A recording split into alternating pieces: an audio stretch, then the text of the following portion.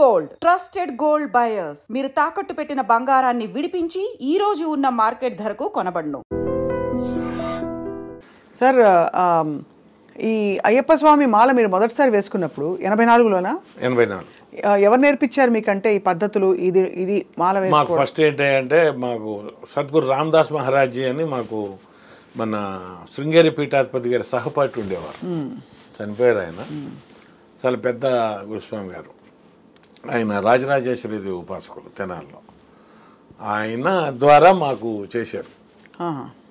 తర్వాత నాకు 84లో కూడా అనుభవం ఏంటంటే 84లో ఇరుముడి కట్టుకున్నప్పుడు మేము మా ఊరి శివాలయం చుట్టూ 3 ప్రదక్షిణాలు చేసి ఇరుముడి లోపల పెట్టాలి భోజనాలకు వెళ్ళాలంటే మధ్యాహ్నం.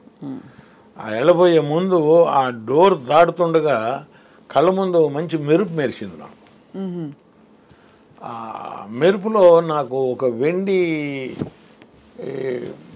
విగ్రహం కనపడింది. ఇట్ట మన గౌతమ బుద్ధుడి మొహంలాగా ఇక్కడ దాకా కనిపించింది. ఏంటంటే కనిపించింది అని అనుకున్నాం. సరే, వనయాత్ర చేసాం. వనయాత్ర 13వ తారీఖు అయిపోయింది. 14వ తారీఖు జ్యోతి చూసి 15 మార్నింగ్ దర్శనానికి వెళ్ళాం. అదే బొమ్మ అక్కడ కనిపించింది నాకు. అక్కడ నేను అసలు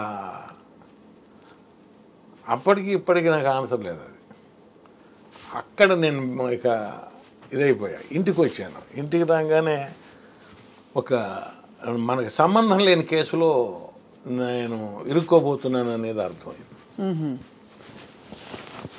మనకి సంబంధం లేని కేసు.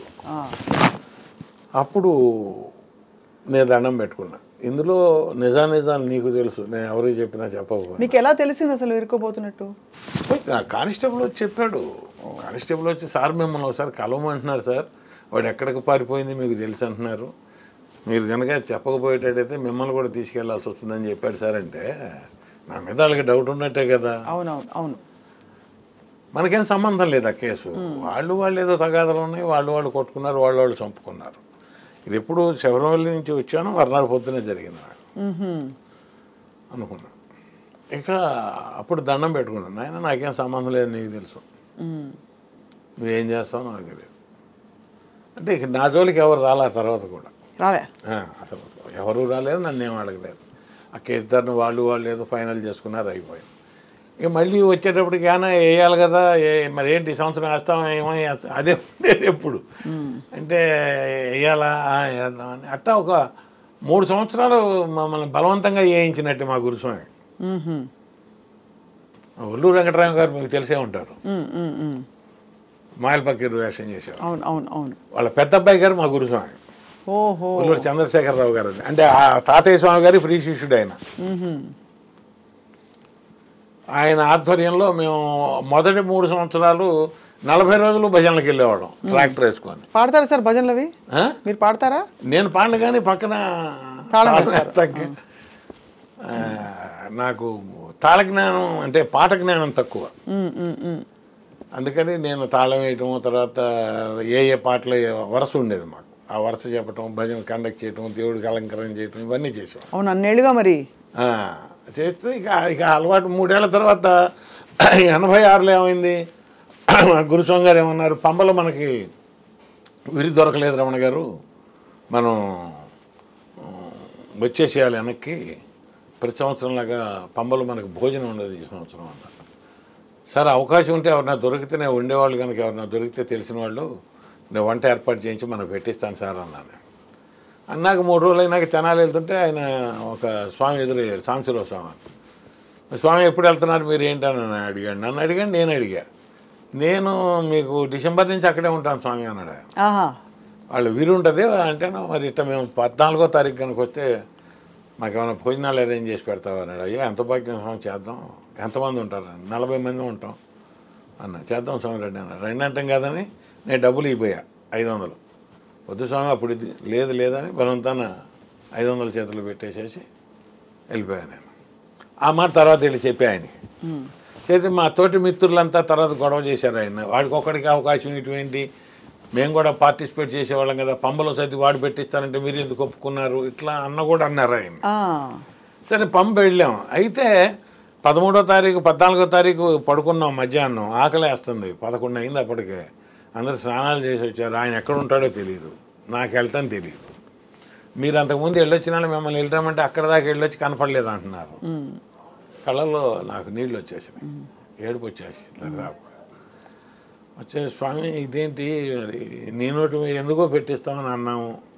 నా కుటుంబంలో ఎవరు చేసిన పుణ్యం ఉన్నా ఎంత అది అడ్డుపడి ఇవాళ భోజనంలో భిక్ష ఏర్పాటు చేయాలి అన్నాక ఈయన స్నానానికి వెళ్ళాడు మా గురుస్వామి. వెళ్ళిన తర్వాత ఆ సాంబశివరావు గారు ఎదురయ్యాడు. ఈయన ఫలానా తోటండి వీరని చెప్పి తీసుకెళ్ళి ఆయన చూపిస్తే ఆయన వచ్చేసేసి మమ్మల్ని అందరినీ తీసుకెళ్ళి భోజనాలు పెట్టించాడు. మొదట పెట్టిన 12 మందికి మా పెద్ద అబ్బాయి చేత కల్పించే విస్తళ్ళు పంబలో. రెండోసారి విస్తళ్ళు పెడుతుంటే మా వాడు అన్నాడు, నా అసిస్టెంట్ అన్నయ్య స్వామి నేను కలుపుతాను అన్నాడు. వాడు నా దగ్గర అసిస్టెంట్గా పని చేస్తున్నాడు. సరే అలా చేయమని వాడు చేశాడు. మూడోసారి నేను ఎత్తుదామంటే ఊరికో కరణం స్వామి, నువ్వు కరణం అయ్యి ఉండి నువ్వు ఎత్తటం ఏంటి, మేము ఎత్తియటం ఏంటి, ఆ పాపం మాకు వచ్చేది పుణ్యం సంగతి దేవుడు ఎరుగు అని నన్ను అసలు ముట్టుకొని ఇలా వాళ్ళే తీసుకెళ్ళి కలిపారు. అప్పుడు నాకు తర్వాత ఉద్యోగం వచ్చింది. అంటే నా సెంటిమెంట్ అనమాట. పంబలో చదివి పెట్టుకుంటే మనకి భుక్తి దొరుకుతుంది అంటారు సహజంగా.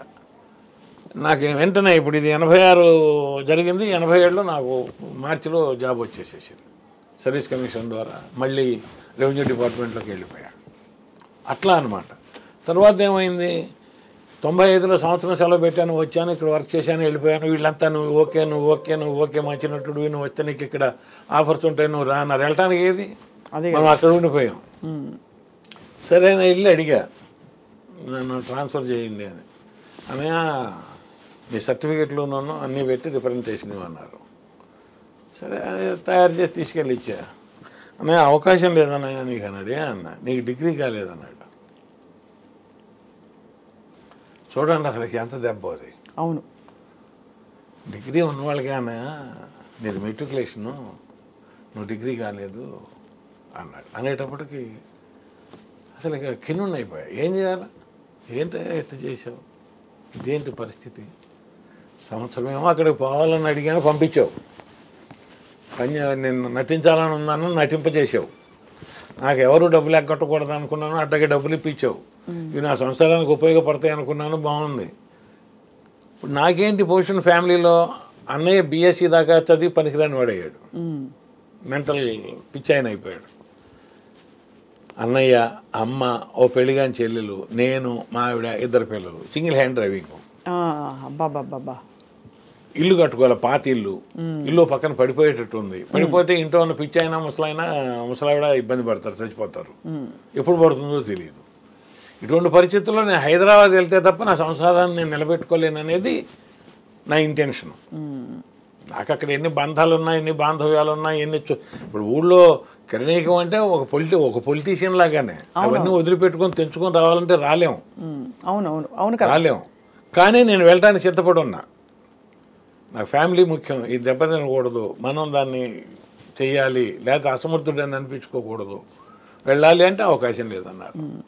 అంటే ఇంతలో ఒక నెలలో ఏం జరిగింది, మా ఎంఆర్ఓ గారు వాడి తొరుగులో కాగితాలు ఉండే పట్టరు అన్నాడు.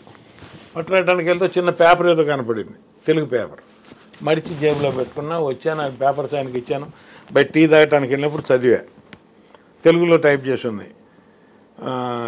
డిగ్రీ అర్హత లేకపోయినను రాష్ట్ర రాజధాని కార్యాలయంలో పనిచేయుటకు సంసిద్ధత తెలియజేయుట గురించి అని ఉంది. ఇది వస్తే మరి నెంబర్ పడాలి, టపాల్లో రావాలి, రాలేదు. సరే వాటి మేబీ అనుకున్నా, జేబులు పెట్టుకున్నా కలెక్టరేట్కి వెళ్ళా. కలెక్టరేట్కి వెళ్తే ఆ అబ్బాయి మన ఊరుకున్నాడు. ఏంటన్నా అన్నాడు. ఇదిరా అన్న, పెట్టన్నా అన్నాడు. పెట్టా, నెలలో పోస్టింగ్ వచ్చింది. అబ్బా, అన్నీ మిరకల్స్ ఇవన్నీ.